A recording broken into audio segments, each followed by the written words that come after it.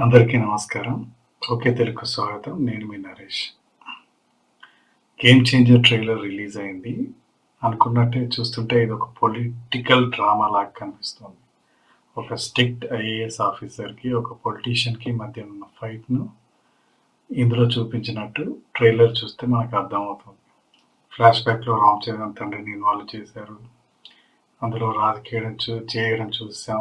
ఆ రాజకీయంలో అతను ఫెయిల్ అయితే కొడుకుగా ఆయన ఐఏఎస్‌గా మారి తర్వాత మంత్రులు, ముఖ్యమంత్రిని ఎదుర్కొని ఇతను ఒక రాజకీయ నాయకుడిగా మళ్ళీ సవాల్ చేయడం చూసాం. ఓవరాల్‌గా చూస్తే ట్రైలర్‌లోనే విషయం మొత్తం చెప్పేశారు.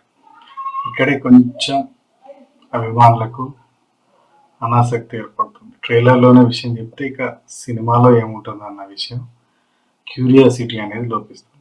ఇక మీరు ఇది చూస్తే ఇదొక తెలుగు నేటివిటీకి తగ్గట్టుగా ఈ ట్రైలర్ రూపొందించినట్టు అర్థమవుతుంది. అందుకే హిందీ ట్రైలర్ వ్యూ చూస్తే ఒక గంటలో కేవలం 2.3 lakhs మాత్రమే వచ్చాయి. అదే తెలుగు ట్రైలర్ వ్యూవర్షిప్ చూస్తే దాదాపు 42 lakhs వచ్చాయి.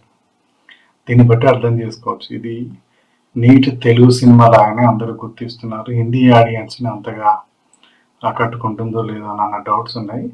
కాకపోతే హిందీలో ప్రమోషన్స్ కూడా తక్కువ చేయడం వల్ల ఈ గేమ్ చేంజర్ అనేది హిందీ బాలీవుడ్లో అంత హైప్ క్రియేట్ చేయలేకపోతుందని అర్థమవుతుంది.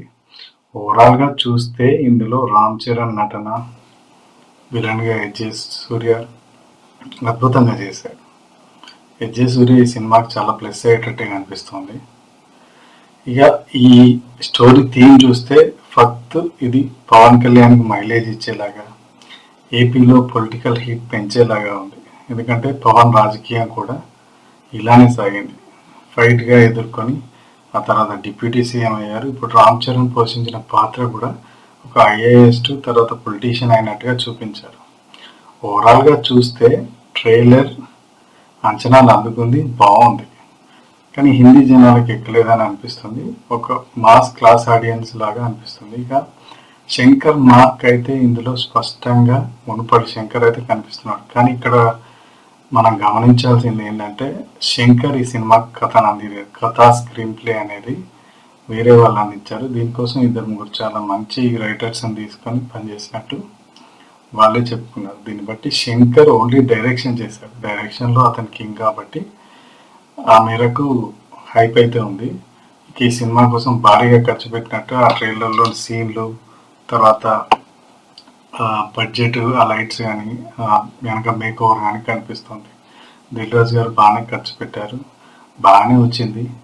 ట్రైలర్ కూడా అంచనాలు అందుకునేటట్టు ఉంది. కాకపోతే స్టోరీ మొత్తం రివీల్ చేశారు. ఆ క్యూరియాసిటీ అనేది థియేటర్లో ప్రేక్షకులకు ఇస్తారా లేదా అన్నది మాత్రం డౌట్. అదొక్కటి మాత్రం క్లియర్ చేస్తే ఖచ్చితంగా ఈ సినిమా బ్లాక్ బస్టర్ అవుతుంది, సంక్రాంతి రేతులో నిలుస్తుంది. అలా నిలవాలని కోరుకుందాం. చూసారు కదండి. మరి ఈ వీడియో కనుక మీకు నచ్చినట్లయితే ఒక లైక్ కొట్టేసి మీ అభిప్రాయాన్ని కూడా కామెంట్ బాక్స్లో తెలియజేస్తూ ఇలాంటి ఇంట్రెస్టింగ్ అప్డేట్స్ కోసం మా ఛానల్ని సబ్స్క్రైబ్ చేసుకోండి.